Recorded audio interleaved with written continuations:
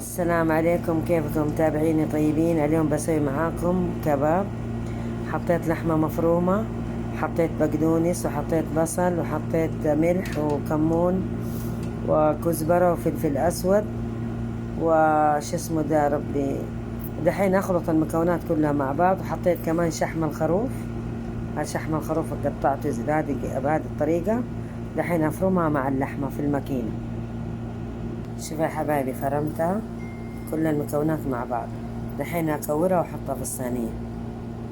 شوفوا يا حبايبي، كورت اللحمة المفرومة بهذه الطريقة، وضفت عليه كمان من الشحمة اللي هي وحطيته على النار. دحين أقلب لغاية ما يحمر كده اللحمة وتغير لونه. بعدين أضيف عليه اللي هو البصل والثوم والطماطم، فلفل رومي، فلفل حار، كل واحد على حسب رغبته. شوفوا يا حبايبي كيف تغير لونه، بدأ يحمر. دحين ضفت عليه في النص بصل شرايح وثوم.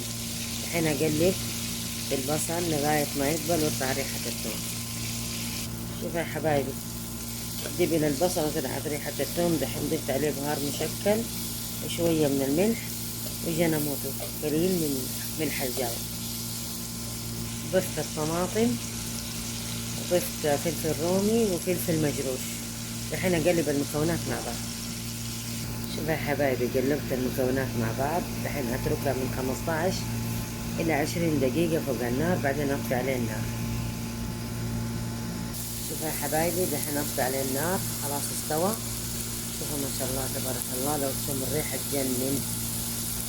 أتمنى أنكم تطبقوا الوصفة هذه.